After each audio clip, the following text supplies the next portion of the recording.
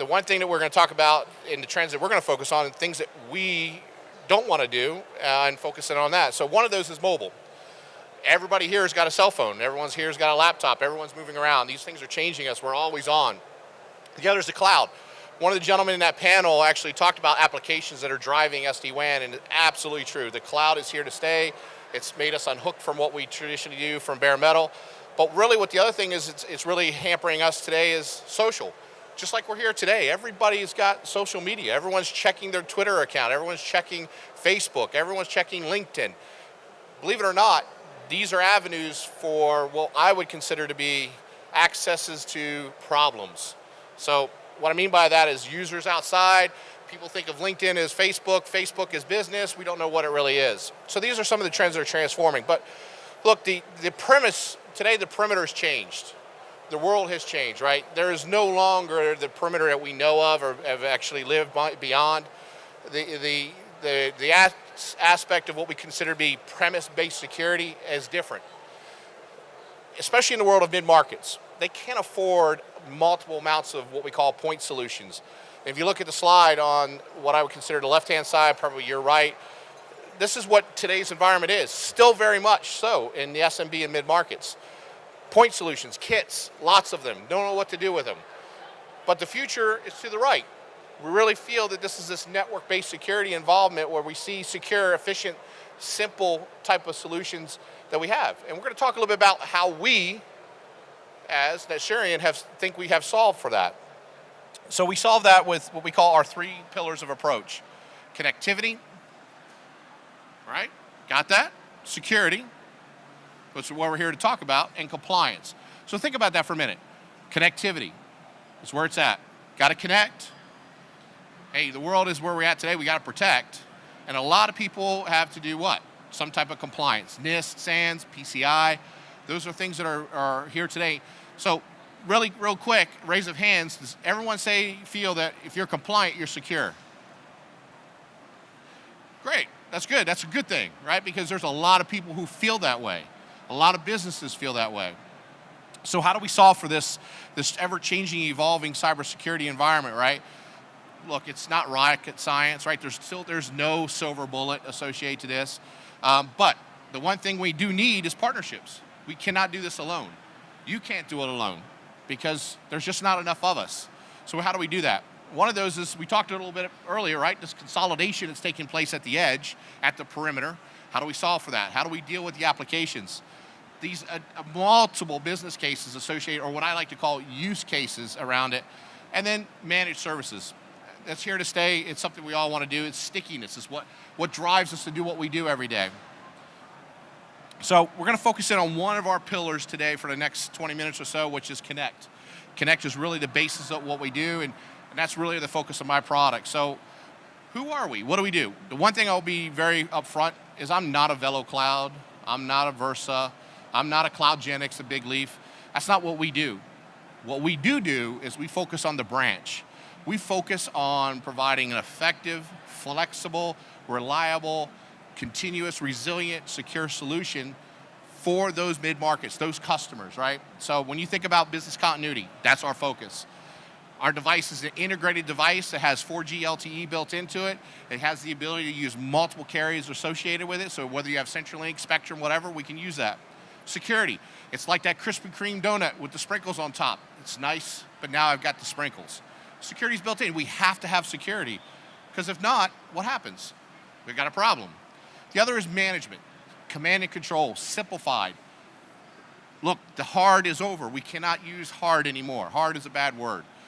Carrier agnostic, very important for us because we're not an MPLS. We're not a hybrid WAN. So we are carrier agnostic. Bring me your bandwidth. Bring me your internet. I can connect that. Lastly is regional, scalable. Because we use the cloud, we're following along with you. We're following along with what people have gone to as the application in the cloud.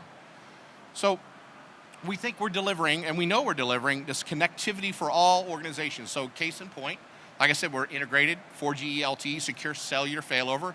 We provide 4 nines associated for customers. It's very simple, connect. So CXD stands for connect, orchestrate, and direct. So very nice little box, which you see right here on the secure failover, transformation, migration. One of the things we do very well is allow you to do whitelisting, blacklisting right in the prem, control that in the cloud, manage that in the cloud, use next generation type firewall like app control, category-based web filtering, all this from what? A single command and control center in the cloud. So anywhere where you're at, can you manage these boxes? Anywhere. The other is optimized. So this infrastructure we can do is take your broadband and optimize that. So one of the things we do very well and we love is load balancing across multiple circuits, load balancing across LTE. The other thing that's very powerful is what I like to call intelligent path selection. So one of the embedded pieces that we do is VPN. We take the internet and build that dynamic multi-point VPN or site-to-site or fully meshed environment, but we allow you to steer, we allow you to control. You no longer have to have that mesh. You can have a 5-site location and say, site 1, I don't want to talk to 5. I want 2, 3, and 4 to talk back and forth, but I want 1 and 5 to stand alone. This puts the controls, the keys, in the hands of the user. The keys to the MSP to allow the MSP to wrap more services around it to understand what the service can deliver and what your value add can be to your partner.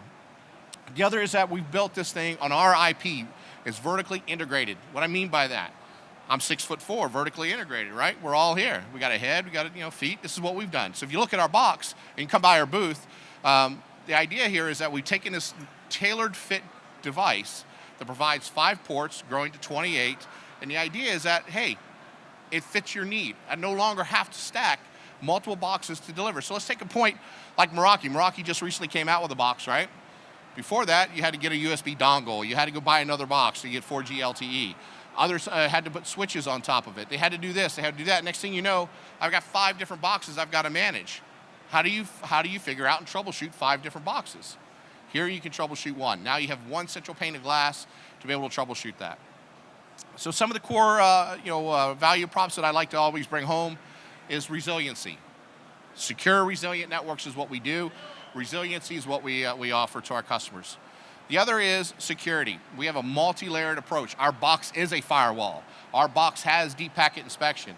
But look, we also know that customers want other things. They need other types of controls. So we provide that. We service chain the ability to deliver SIM and next generation UTM type service to our customers. But at the end of the day, these are all great, but what makes us different from everyone else is cost. So recently, NSS Labs, you guys saw that, right? Fortinet did a big report, how they were touting themselves as an SD-WAN box. Great box, don't get me wrong, but it cost $2,000 to get that Fortinet box going in SD-WAN. It cost us $670 for 1 year. We're talking about a third, if not half, of all prices of our, who are the competitors in SD-WAN. But keep in mind, again, we're not a Versa, we're not a VeloCloud, we're not CloudGenix, Big Leaf, all those guys.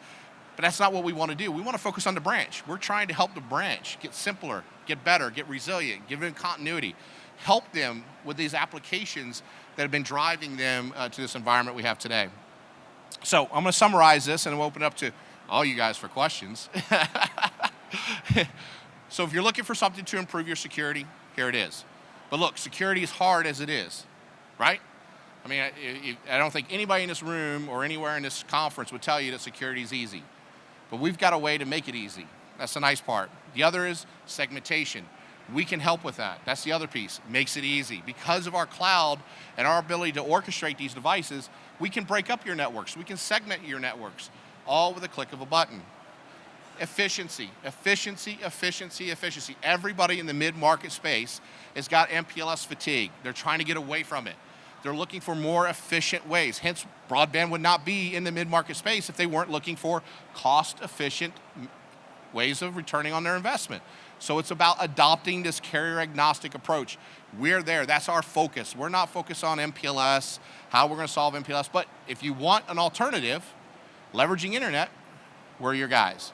So it's just like sugar. You love sugar, but you need a little sweet and low. We're your sweet and low to your sugar. So think about it from that way. The last thing, which is really important, is maintaining visibility. The one thing that customers love is visibility. They want to know. MSPs, partners, everybody wants to see what's going on. Nothing's more frustrating than I got to figure out how do I log into a firewall or how do I log into a router and get visibility and tell them how their network is performing or how the network is not performing. So it's all about visibility. That is the key. So I think this is it. So thank you. Quick, to the point. So I'm going to open up for questions. I see you got a question.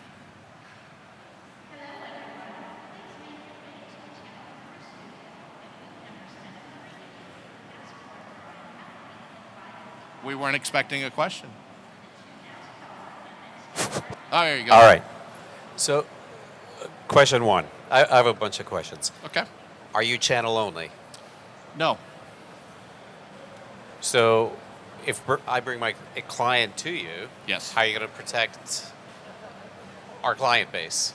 How we're Because going to protect it? obviously, right, deal registration, things like that. So while we're not only channel today, we are moving to a channel model that we don't want to be direct. I have over 17,000 devices in the field today that I do no longer want to manage. I want to hand them off to a partner, to a channel to support that. Okay, so you're exiting the direct model. We are. We're moving fast. Okay, one.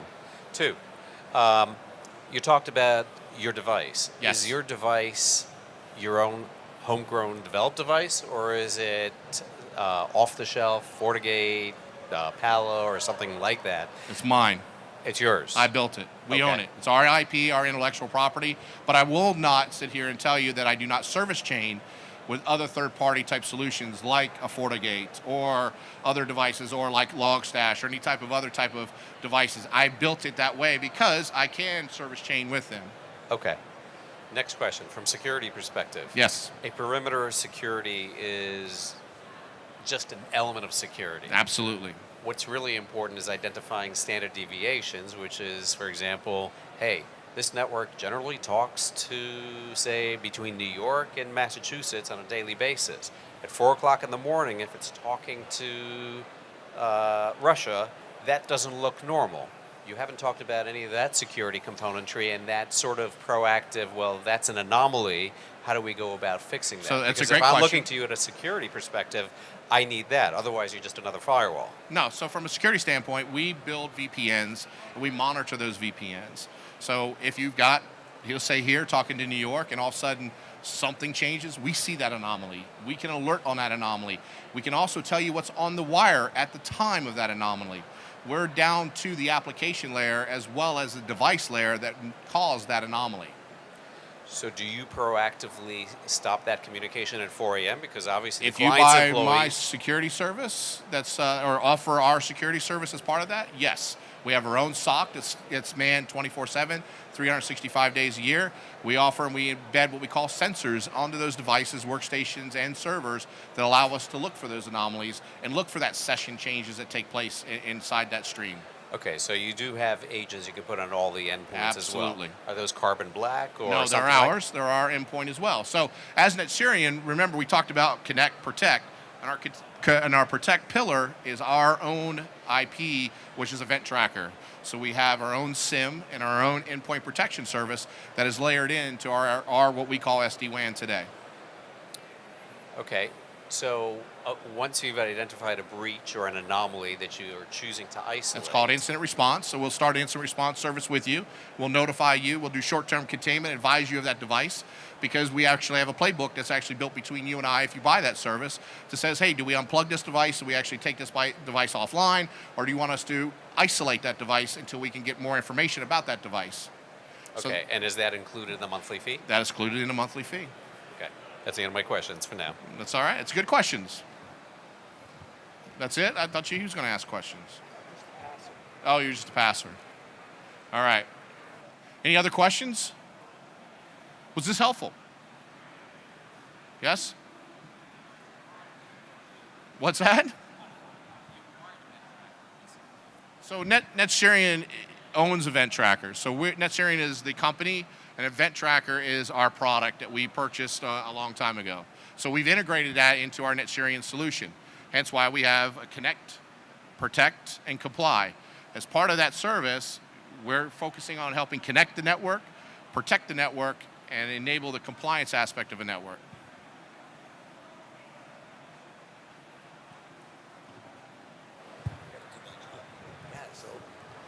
So I don't mean to put you on the spot. No, but help yourself. I have had clients that had used your service and had chosen to move away From because Event Tracker? no, from the Turian. Oh, Because they weren't satisfied with not necessarily the product as a solution, but potentially the service Ah. and maybe the people who pick up the phone. That's okay. I don't have any details on that. No, but let me I do address know it. that they came to me instead. So my question to you here is, if I'm a channel, a future channel, and I need to have my engineers reach out to your people, and your people are not responsive, that could be a problem, even if your product is amazing. Right. So, first of all, let's address that. With the WAN solution set that I own now as a product manager, we actually have our own support model associated to our SD-WAN solution. So we have our own carved out group that's 24/7, 365 that's sitting in Houston today as a knock, waiting for a phone call so we don't have that same issue. Because it is a different experience for an MSP or a channel partner than it is a direct customer. I can't change what happened in the past. All I can do is change what's going for the future. Someone who's come from the telco world of CenturyLink and Level 3, I know exactly where you come from, and it's all about answering the ticket. It's about answering, being quick to the draw, and having a triage that actually can solve for a problem versus I'll get somebody on the phone to tell you about the problem. So absolutely. All right. I think that's it. Well, thank you.